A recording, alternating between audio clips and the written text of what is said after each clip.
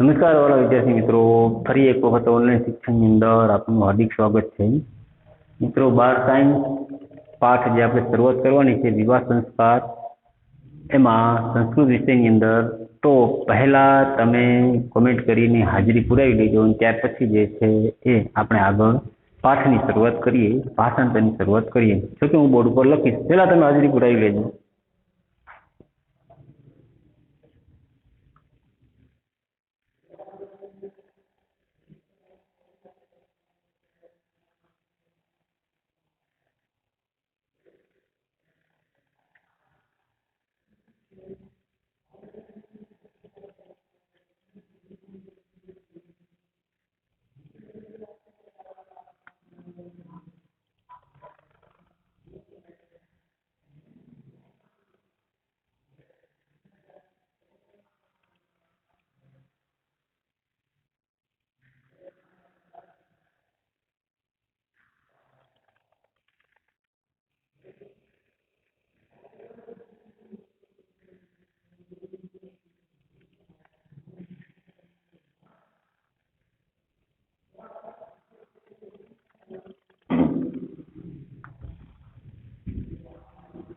નમસ્કાર મિત્રો, તમારી પાસે પાઠ્યપુસ્તક જે છે એ તમે સામે રાખજો અને ત્યાર પછી પેન અથવા પેન્સિલ, જો કે પાકી બુક પણ રાખવાની થશે. એમાં હું જે ભાષાંતર બોર્ડ ઉપર લખીશ અને તમારે પાકી બુકની અંદર ઉતારવાનું થશે.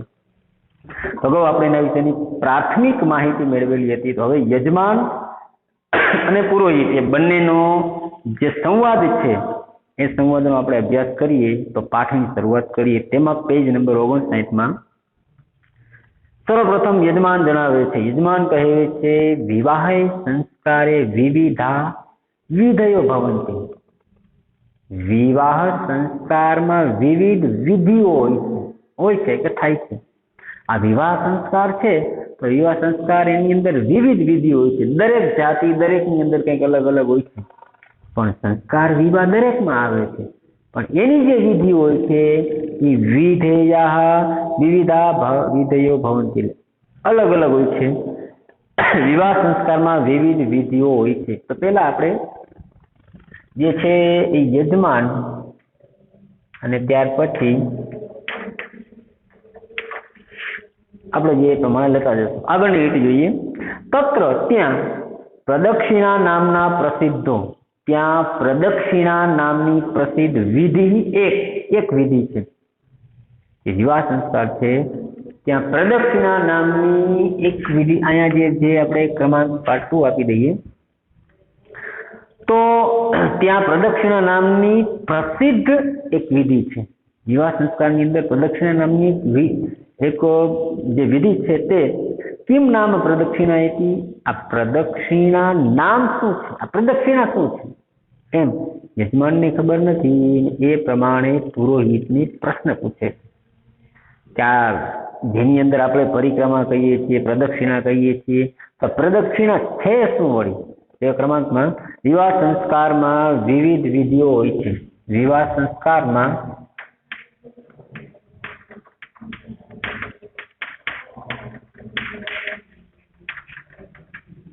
વિવિધ વિધિઓ, વિધિ એટલે જે નિયમ હોય છે તે. વિવાહ સંસ્કારમાં વિવિધ વિધિઓ હોય છે. તેમાં પ્રદક્ષિણા નામની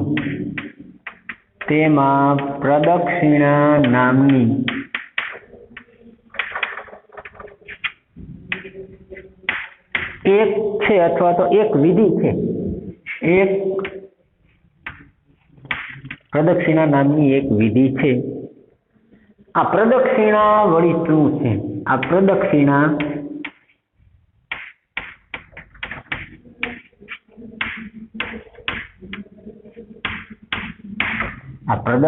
વળી શું છે એમ યજમાન જણાવે છે પુરોહિતને, કારણ કે એને ખબર નથી એટલે પ્રશ્ન પૂછે છે. તો પુરોહિત જણાવતા કહે છે, સામાન્ય રીતે પ્રદક્ષિણા એટલે પ્રદક્ષિણા, શબ્દ એટલે શબ્દ, કમ અપી એટલે કોઈ, પદાર્થ એટલે પદાર્થ, પરિત એટલે ચારે તરફ, ભ્રમણમ એટલે ભ્રમણ કરવું તે, ફરિત ફરવું તે એવો. સૂચયતી એટલે સૂચવે છે. ફરીથી સામાન્યતઃ એટલે સામાન્ય રીતે, પ્રદક્ષિણા શબ્દ કોઈ પદાર્થની ચારે તરફ ભ્રમણ કરવાનું સૂચવે છે. તો પેલા પ્રદક્ષિણા એટલે શું એનો આપણે અર્થ જાણી લઈએ. એમ યજમાન કહે છે કે સામાન્ય રીતે જોવા જઈએ તો કોઈ પદાર્થ છે, કોઈ ચીજ વસ્તુ છે, એની ચો તરફ ફરવું.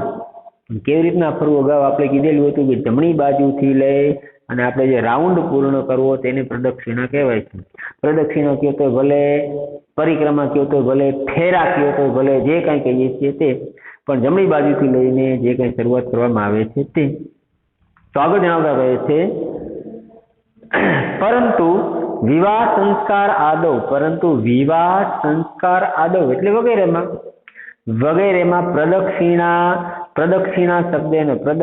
શબ્દથી વિવાહ સંસ્કાર વગેરેમાં પ્રદક્ષિણા શબ્દથી એક વિશિષ્ટ ક્રિયા સ્મૃતિ પ્રથમ યાનયતિ યાદ કરવામાં આવે છે. હામીનો અર્થ એવો જ થાય છે કે કોઈ પણ વસ્તુ જે છે એની ચો તરફ ફરવું.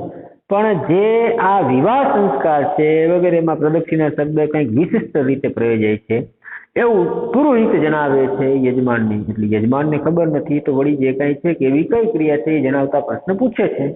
તો પેલા પુરોહિત જે છે કે આ પ્રમાણે કહે છે તો એ આપણે ગુજરાતી લખીએ.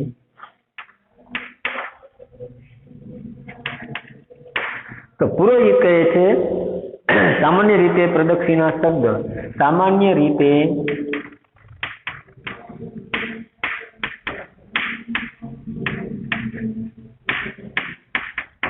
સામાન્ય રીતે પ્રદક્ષિણા શબ્દ કોઈ પદાર્થની ચારે તરફ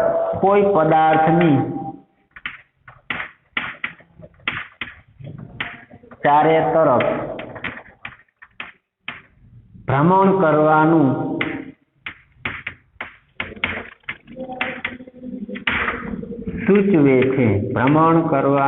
સૂચવે છે. ચારે તરફ ભ્રમણ કરવાનું સૂચવે છે. પરંતુ વિવાહ સંસ્કાર વગેરે માહિતી લખું છું. પરંતુ વિવાહ સંસ્કાર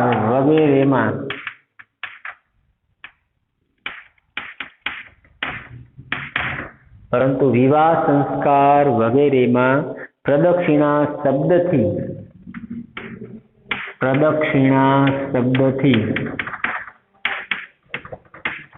વિવાહ સંસ્કાર પ્રદક્ષિણા શબ્દથી એક વિશિષ્ટ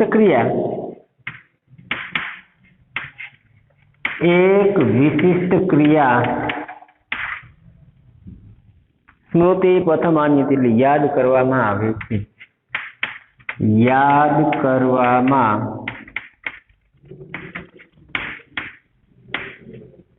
વિશિષ્ટ રીતે યાદ કરવામાં આવે છે.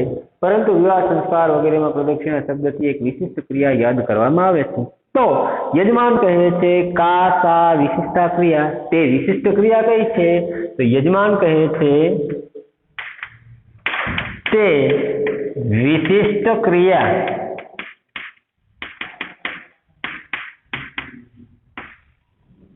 વિશિષ્ટ ક્રિયા કઈ છે એમ જણાવે છે યજમાન. તો પુરોહિત એનો જવાબ આપતા કહે છે, પુરોહિત કહે છે વિવાહ સંસ્કાર અવસરે એટલે વિવાહ સંસ્કારના અવસરમાં પ્રસંગમાં વર વધુ સહએવ વર અને વધુ સહએવ સાથે ચલત હોય એટલે ચાલે છે. વિવાહ સંસ્કારના આ અવસરમાં વર અને વધુ બંને સાથે ચાલે છે. એટલે કે વર વધુ યજ્ઞના અગ્નિ પરિતઃ એટલે ચારે તરફ, ચતુર્વારમ એટલે 4 વાર, પરિક્રામત એટલે ફરે છે અથવા તો ફેરા લે છે. તો વિવાહ સંસ્કારના અવસરમાં વર વધુ યજ્ઞની ચારે તરફ 4 વાર ફરે છે. સાંભળજો, વિવાહ સંસ્કારના અવસરમાં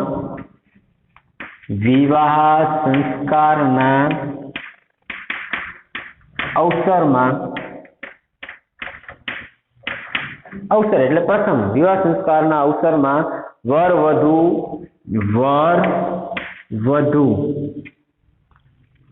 वधु दीर्घ ने वधारे थई जशे वर वधु यज्ञना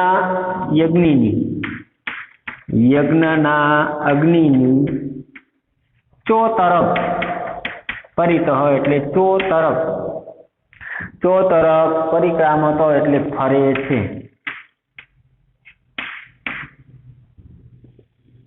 चतुर्वारम 4 वार फरे छे। चतुर्वारम 4 वार फरे छे एटले के 4 फेरा करे छे। 4 वार फरे छे।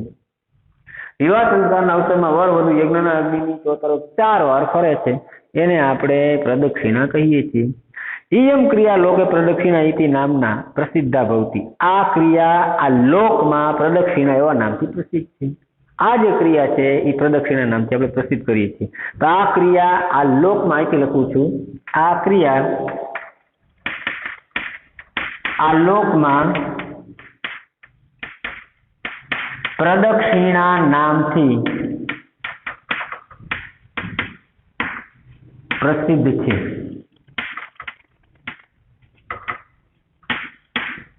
प्रदक्षिणा नामथी प्रसिद्ध छे। आ जे बाबत छे प्रदक्षिणा नामथी प्रसिद्ध छे एवं पुरोहित जणावे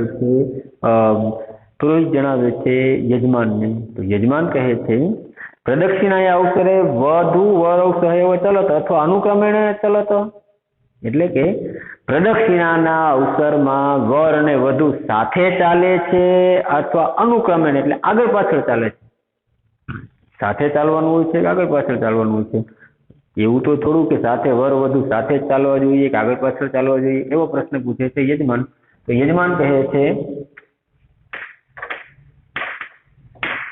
ફરીથી જોઈએ એમાં તો પ્રદક્ષિણાના અવસરે એટલે પ્રદક્ષિણાના અવસરમાં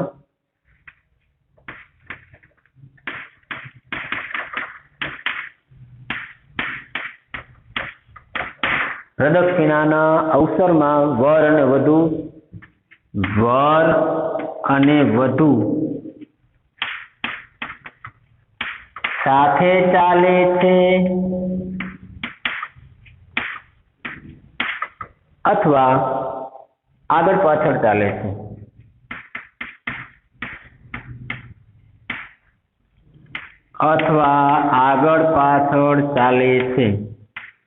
સાથે ચાલે છે અથવા આગળ પાછળ ચાલે છે। તો પુરોહિત એનો જવાબ આપતા કહે છે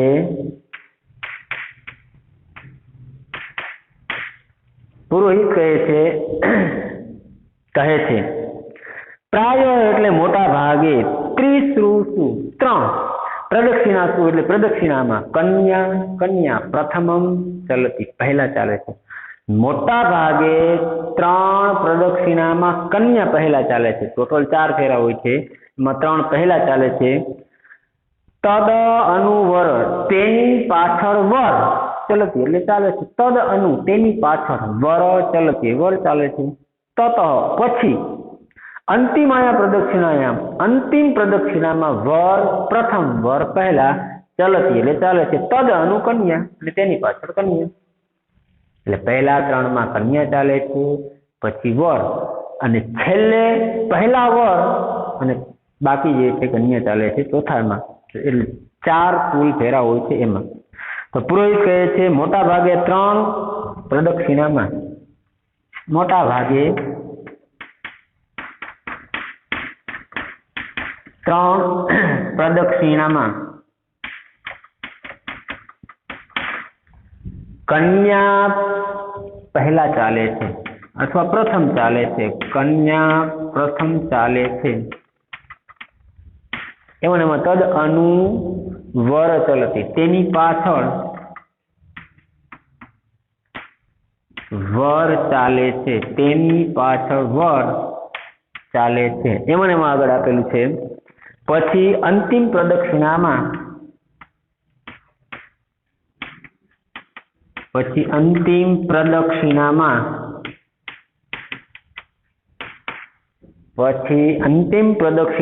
वर પહેલા ચાલે છે।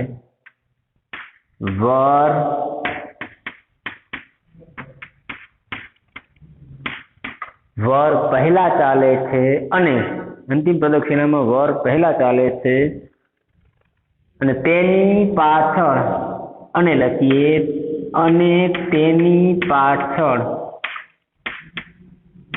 કન્યા ચાલે છે. ચાલો લખી નાખીએ, છે નહીં શબ્દ પણ સમજવા માટે ચાલે આપણે લખી શકીએ છીએ.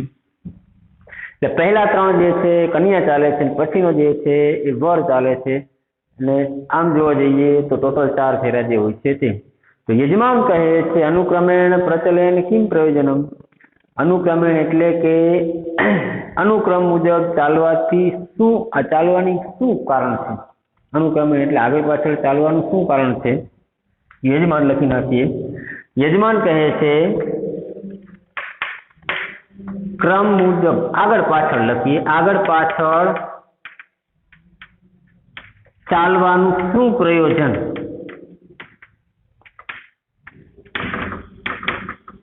આ પ્રશ્ન જે છે પ્રશ્ન જ આપણે રાખીએ મિત્રો. આ તમારે જે છે આ લખવાનું છે, જે પ્રશ્ન આપણે રાખેલો હતો.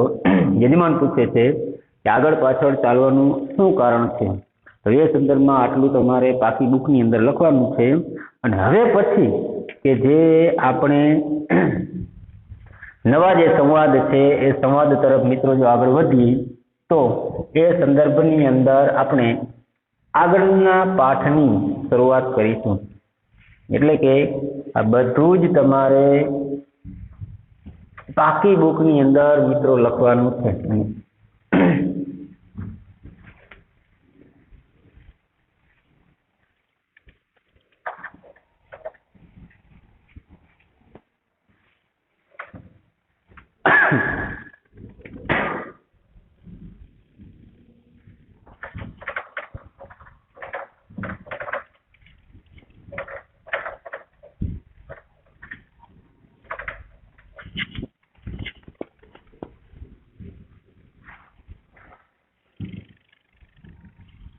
હવે જો મિત્રો આગળ જોઈએ, યજમાને જે પ્રશ્ન પૂછેલો હતો કહે છે અનુક્રમેણ પ્રચલને કિમ પ્રયોજનમ. એટલે કે આ આગળ પાછળ ચાલવાની ક્રિયાનું કારણ શું છે. તો એના જવાબમાં પુરોહિત જણાવે છે. પુરોહિત કહે છે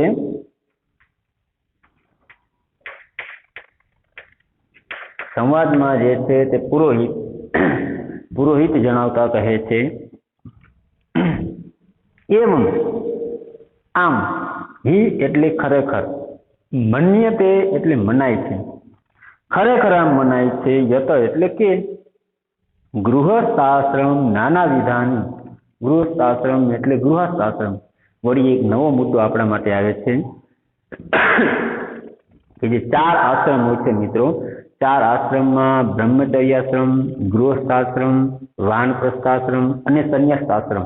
આ 4 આશ્રમ છે. એટલે લખવાની જરૂર નથી, પણ 4 આશ્રમ સરેરાશ 100 વર્ષનું આયુષ્ય છે. એટલે 25-25 વર્ષના 4 ગાળા આપેલા છે. બ્રહ્મચર્યાશ્રમ 1 થી 25. 1 મિનિટ આપણે બોર્ડ પર લખીએ.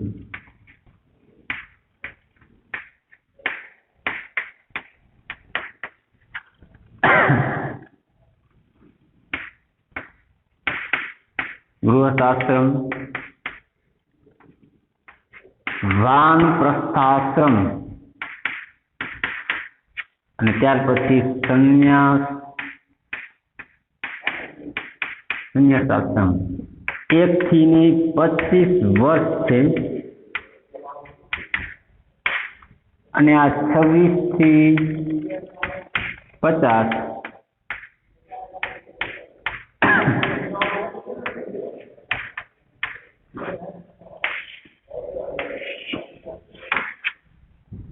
4 ગાળા છે.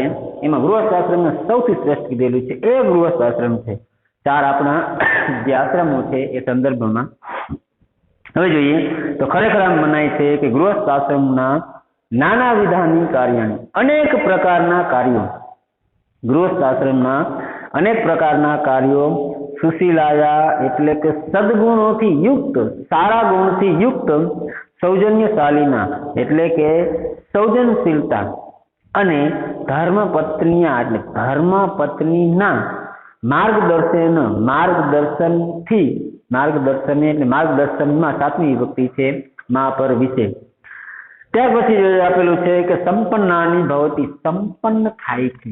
હવે પુરોહિત જે યજમાને પ્રશ્ન પૂછેલો છે એનો મિત્ર જવાબ આપે છે, કહે છે ખરેખર આમ મનાય છે કે ગૃહસ્થાશ્રમના અનેક પ્રકારના કાર્યો સદગુણોથી યુક્ત સૌજન્યશાળી ધર્મપત્નીના માર્ગદર્શનમાં સંપન્ન થાય છે એવું જણાવે છે પુરોહિત, જણાવે છે યજમાનને. ફરીથી, ખરેખર આમ મનાય છે કે ગૃહસ્થાશ્રમના અનેક પ્રકારના કાર્યો સદગુણોથી યુક્ત અને સૌજનશીલતાના ધર્મપત્નીના માર્ગદર્શનમાં સંપન્ન થાય છે. તો અતઃ આથી એતાદ્રશે ક્રમે, આવા પ્રકારના ક્રમમાં તેસુ તેસુ તે કાર્યેસુ, કાર્યોમાં ત્રણમાં જે ત્રણ શબ્દ છે એમાં સાતમી વિભક્તિ આપેલી છે. તો તે કાર્યોમાં કન્યાયા એટલે કન્યાનું નેતૃત્વ સ્યાત, નેતૃત્વ હોય. સ્યાત એટલે હોય. એવા શબ્દ એવા કોઈ અઘરા છે નહીં કે લખવા પડે ને એવા હશે તો હું લખીશ, બાકી લગભગ રનિંગ આવી ગયું છે એટલે પાઠ એકદમ ભાષાંતરની દ્રષ્ટિએ સહેલો છે. તો ખરેખર એમ મનાય છે કે ગૃહસ્થાશ્રમના અનેક પ્રકારના કાર્યો સદગુણોથી યુક્ત સૌજનશીલતા ધર્મપત્નીના માર્ગદર્શનમાં સંપન્ન થાય છે. આથી આવા પ્રકારના ક્રમમાં તે કાર્યોમાં કન્યાનું નેતૃત્વ હોય અને વરશ્ચ અને વર તેનું અનુકરણ અનુકરણ કરે છે અને વર તેનું અનુકરણ કરે છે. ઇતિ એવમ, ઇતિ એટલે આમ, એવમ એટલે પણ આમ. કર્તવ્યમ એક, કર્તવ્ય એક સૂચિતમ ભવતી, સૂચિત થાય છે. આમ એક કર્તવ્ય સૂચિત થાય છે. આમ એક કર્તવ્ય સૂચિત થાય છે એટલે કે પત્નીનું જે કાર્ય છે એમાં પતિ પાછળ ચાલે છે એનું અનુકરણ કરે છે અને પતિનું કાર્ય છે એમાં પત્ની પાછળ ચાલે છે, લેખા બીજાનું અનુકરણ કરે છે. આમ એક કાર્ય સૂચવવામાં આવેલું છે એટલે કર્તવ્ય એક સૂચવેલું છે. જીવનસ્ય પરાર્ધે, જીવનના પરાર્ધે એટલે પાછળનો અડધો ભાગ, ઉત્તરાર્ધ હોય તો આગળનો અડધો ભાગ, પરાર્ધ હોય તો પાછળનો અડધો ભાગ. પુરુષસ્ય એટલે પુરુષના માર્ગદર્શન અપેક્ષિતમ, માર્ગદર્શન અપેક્ષિત હોય છે. ભવતી એટલે હોય છે અથવા થાય છે.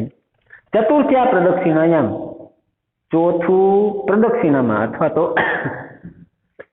ચોથી પ્રદક્ષિણામાં વરનું, ચોથી પ્રદક્ષિણામાં વર અગ્રિમ ભવતી આગળ હોય છે. અર્થાત તત્ર વરસ્ય નેતૃત્વ છે, તેમાં વરનું નેતૃત્વ હોય છે. કન્યા ચ તસ્ય અનુકરણ કુર્યાત, કન્યા તેનું, કન્યા વરનું અનુકરણ કરે છે. ઇતિ એવમ અપરમ, આમ અપરમ એટલે બીજું, કર્તવ્યમ એકમ સૂચિતમ ભવતી, આમ એક બીજું કર્તવ્ય સૂચિત થાય છે.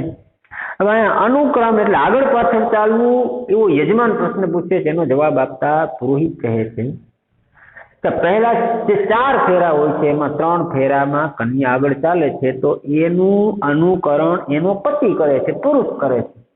અને જે ચોથો ફેરો છે, ચોથી પ્રદક્ષિણા છે, એમાં પુરુષ આગળ ચાલે છે અને એની પાછળ પત્ની ચાલે છે. તો એ પત્ની એનું અનુકરણ કરે છે એટલે આ 2 કર્તવ્યો અહીં પૂર્ણ થાય છે, 2 કર્તવ્ય સૂચિત થાય છે એવું પુરોહિત જણાવે છે યજમાનને. તો પુરોહિત ખરેખર આમ મનાય છે કે, લખું છું ગુજરાતીમાં,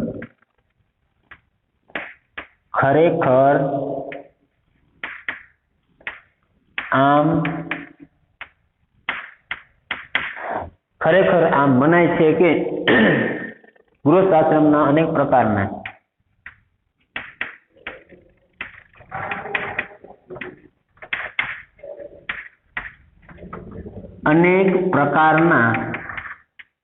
ગૃહસ્થાશ્રમના અનેક પ્રકારના કાર્યો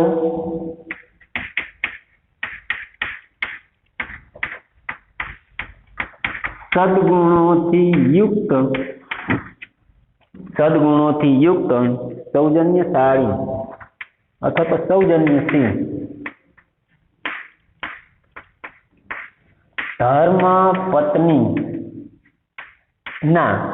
ધર્મપત્નીના માર્ગદર્શનમાં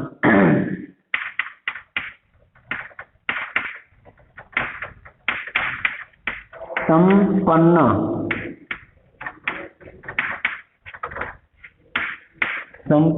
થાય છે. આગળ કીધેલું છે આથી આવા પ્રકારના ક્રમમાં, આથી આવા ક્રમમાં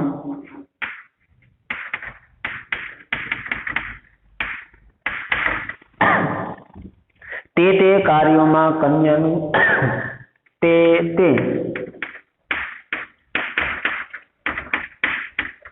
કાર્યોમાં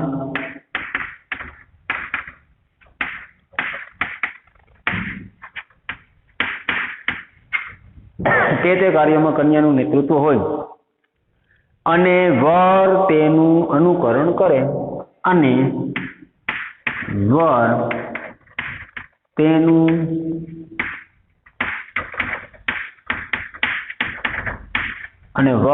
તેનું અનુકરણ કરે. આમ એક કર્તવ્ય સૂચિત થાય છે. આમ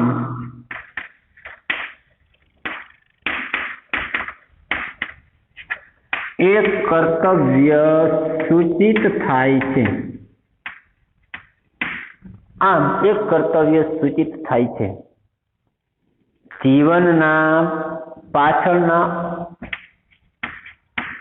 જીવનના પરાર્ધમાં લખીએ એટલે શબ્દ અર્થ થશે પાછળના અડધા ભાગમાં. પરાર્ધમાં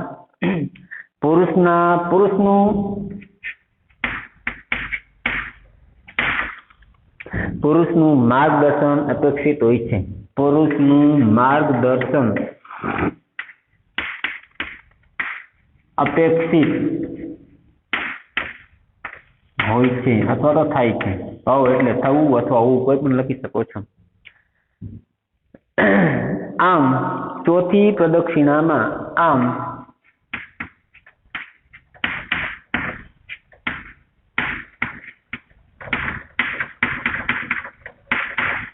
ચોથી પ્રદક્ષિણામાં વર આગળ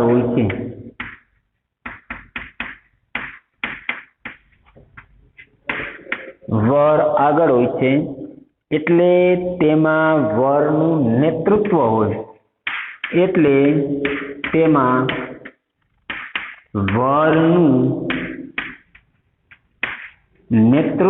હોય. એનાથી આગળ જોઈએ અને કન્યા તેનું અનુકરણ કરે અને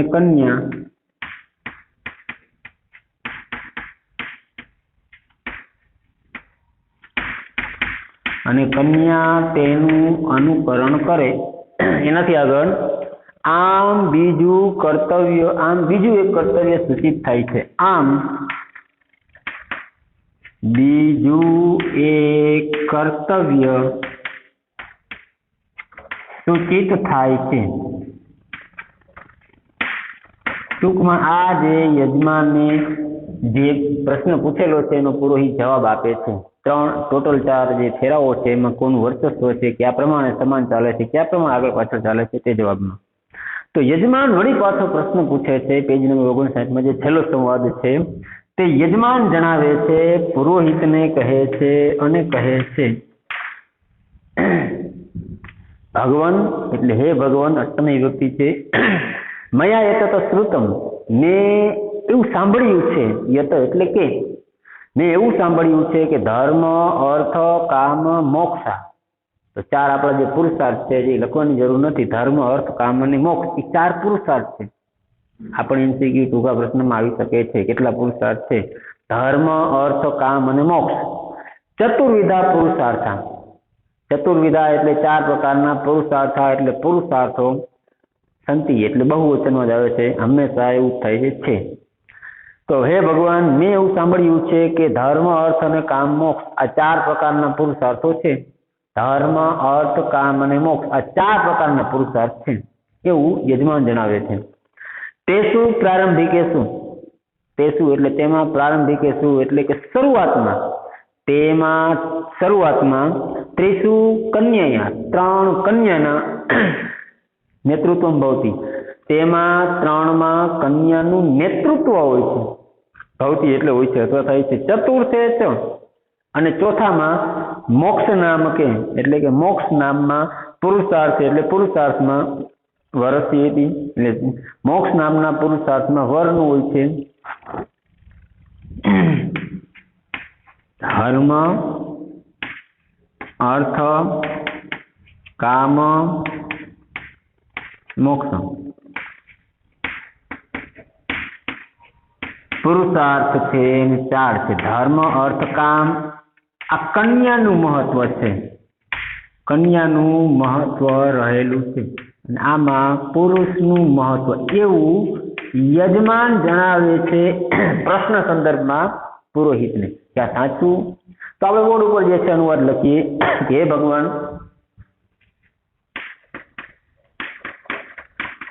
જણાવે છે મેં એવું સાંભળ્યું છે કે મેં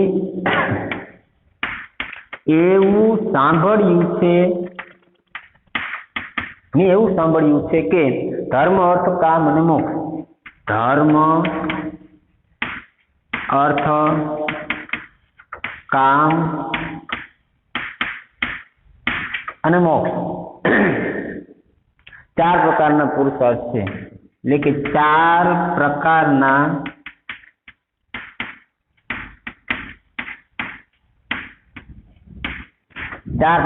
પુરુષાર્થ છે તેમાં શરૂઆતના 3